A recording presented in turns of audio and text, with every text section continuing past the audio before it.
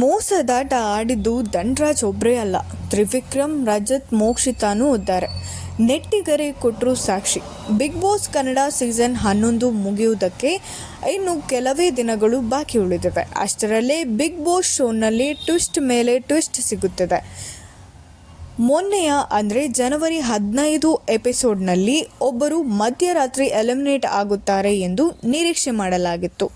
ಪ್ರೋಮೋದಲ್ಲೂ ಅದನ್ನೇ ಹೇಳಲಾಗಿತ್ತು. ಆದರೆ ಕೊನೆಯ ಕ್ಷಣದಲ್ಲಿ ಎಲ್ಲವೂ ಉಲ್ಟಾ ಆಗಿತ್ತು. ಎಲಿಮಿನೇಷನ್ ಪ್ರಕ್ರಿಯೆಯಲ್ಲಿ 6 ಮಂದಿ ಸ್ಪರ್ಧಿಗಳು ಇದ್ದರು. ತ್ರಿವಿಕ್ರಮ್, ಭವ್ಯ ಗೌಡ, ಗೌತಮಿ ಜಾಧವ್, ಮೋಕ್ಷಿತಾ, ಉಗ್ರಂ ಮಂಜು ಹಾಗೂ ರಜತ್ ಇದ್ದರು. ಇನ್ನು ಹನುಮಂತ ಹಾಗೂ ಧನ್ರಾಜ್ ಇಬ್ಬರು ಸೇಫ್ ಆಗಿ ಉಳಿದಿದ್ದರು. ಉಳಿದಿದ್ದ 6 ಮಂದಿಯಲ್ಲಿ ಯಾರೂ ಒಬ್ಬರು ಆಚೆ ಹೋಗುವುದಕ್ಕೆ ಕನ್ಫರ್ಮ್ ಆಗಿತ್ತು. ತ್ರಿವಿಕ್ರಮ್, ಭವ್ಯ ಗೌಡ, ಗೌತಮಿ ಜಾಧವ್, ಮೋಕ್ಷಿತಾ, ಉಗ್ರಂ ಮಂಜು ಹಾಗೂ ರಜತ್ ಸೇರಿದಂತೆ ಹನುಮಂತ ಹಾಗೂ ಧನ್ರಾಜ್ ಇಷ್ಟು ಮಂದಿ ಮನೆಯಿಂದ ಯಾರು ಹೊರ ಹೋಗುತ್ತಾರೆ ಅಂತ ಗೆಸ್ ಮಾಡಿದ್ದರು.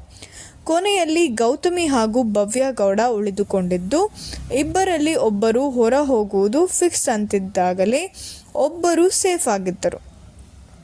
ಕೊನೆಯಲ್ಲಿ ಅದು ಧನ್ರಾಜ್ ಕಡೆಗೆ ತಿರುಗಿತ್ತು. ಈಗ ಎಲ್ಲರೂ ಧನ್ರಾಜ್ ಔಟ್ ಎಂದೇ ಅಂದುಕೊಂಡಿದ್ದಾರೆ. ಮೋಸ ಮಾಡಿ ಟಾಸ್ಕ್ ಗೆದ್ದಿದ್ದಾರೆ ಅನ್ನೋದು ಆರೋಪದಡಿ ಎಲಿಮಿನೇಟ್ ಆಗಿದ್ದಾರೆ ಎನ್ನಲಾಗಿದೆ. ಈ ಸುದ್ದಿ ಹೊರಬೀಳುತ್ತಿದ್ದಂತೆ ನೆಟ್ಟಿಗರು ಧನ್ರಾಜ್ ಬೆಂಬಲಕ್ಕೆ ಬಂದು ನಿಂತಿದ್ದಾರೆ. ಧನ್ರಾಜ್ ಮೋಸದಾಟ ಆಡಿಲ್ಲ ಅಂತ ಕೆಲವರು ವಾದ ಮಾಡುತ್ತಿದ್ದಾರೆ. ಇನ್ನು ಕೆಲವರು ಧನ್ರಾಜ್ ಅಷ್ಟೇ ಅಲ್ಲ, ಇನ್ನೂ 3 ಮಂದಿ ಸದಸ್ಯರು ಮೋಸದಾಟ ಆಡಿದ್ದಾರೆ, ಅವರು ಬಿಗ್ ಬಾಸ್ ಕಣ್ಣಿಗೆ ಕಾಣಲೇ ಇಲ್ಲವೇ ಎಂದು ಆರೋಪ ಹಾಗೂ ಹೊರಹಾಕಿದ್ದಾರೆ. ಸೋಷಿಯಲ್ ಮೀಡಿಯಾದಲ್ಲಿ ಈ ವಿಡಿಯೋ ನೈಟ್ ಎಲಿಮಿನೇಷನ್ ಬಗ್ಗೆ ಏನು ಚರ್ಚೆ ನಡೆದಿದೆ ತಿಳಿಯಲು ಮುಂದೆ ಹೋದೆ.